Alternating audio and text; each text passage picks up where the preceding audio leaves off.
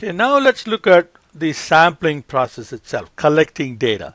So sampling process begins with what your textbook calls sampling frame, which is another way of saying the population. So we have to define the population properly.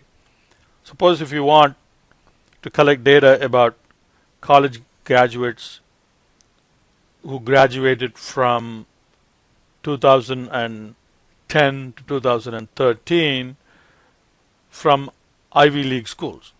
So now you have defined a population.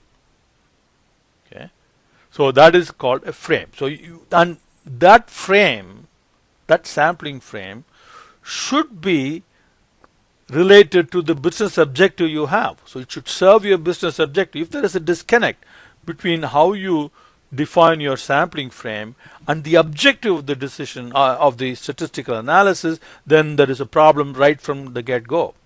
So you need to make sure that the sampling frame is properly defined, otherwise you will end up with inaccurate or biased results because the sampling frame is not properly defined. Okay. Once that is done, here are the possible ways in which you can collect data. So broadly speaking, there are two possible ways in which you can collect data. So there is non-probability samples and probability samples. Non-probability samples are judgment and convenience. So judgment would be purely asking somebody's opinion and recording that as the data. So what do you think is going to be the unemployment rate next month? Okay, somebody's judgment. Okay, so which is obviously not a reliable way of doing statistical analysis.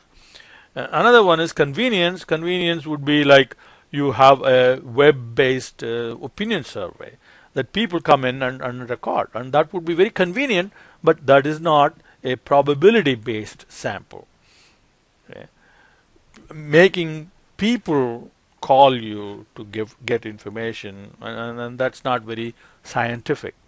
Whereas probability samples can be four different types. There is simple random sample, systematic random sample. So these two are similar. And then stratified sample and cluster sample. All these four are probability samples and if you use these procedures, the analysis and the outcomes are going to be very reliable. Some of these have some advantages and some don't. We'll talk about that in just a second. Okay. So non-probability samples, okay, so listed here, convenience sample and judgment sample, and we can't use these for any statistical analysis because the results are not going to be reliable and you cannot depend on those. Okay. Now probability samples, the simple random sample is one where you sample an individual from the population at random, completely random. So you have to make sure that there are no biases in these. And then there are two ways in which you can then go about doing this. You can observe and put that person back into the pool. So in that case, it is with replacement. But if the person that is observed is not replaced, then it becomes without replacement. Okay. Samples obtained from table of random numbers or computer generated random numbers is used. That's a procedure that we can use to select which person was selected to be in the sample. Okay. For example, here, suppose we have a sampling frame with 850 items. There are 850 in the population. Now you want to select 5 people from that list. So how do you go about selecting a sample of 5 from that 850, okay, which follows the simple random sample rule. Okay. One way of doing that is to take a portion of the random number table, so it's there in your textbook. You go to the random number table, you take a chunk of that random numbers. Or you can use Excel where there is a rand function and you can use a rand function to generate 5 random numbers. Okay. Now here we start from the first number from the portion of the random numbers that you have taken out. Okay. Now before that, you have to identify the 850 items in the population. So by giving them an identification number 001, 002 all the way through 850. So now you go and select 3 digits from the random number table. So 492. So that's one observation. And then 808. Well, 808, that's the second observation. Okay. And then 892. Well, 892 is greater than 850. It doesn't exist, so skip that. And then 435, that's the third observation. 779, and then 002. So now you have selected 5 items from this list of 850 completely at random, using the random number from the back of the textbook. And you can do the same thing using, as I said, the rand function in Excel. So this is a random sample. Okay.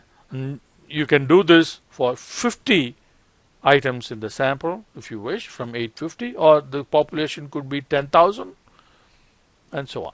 Okay. So this is simple random sample. Now the systematic sample is a variation of random sample, except that what you do is you have the population set up and you at random select the starting point. Okay, the very first individual that you're going to select, you choose that at random, and then from that point onwards, then you go systematically.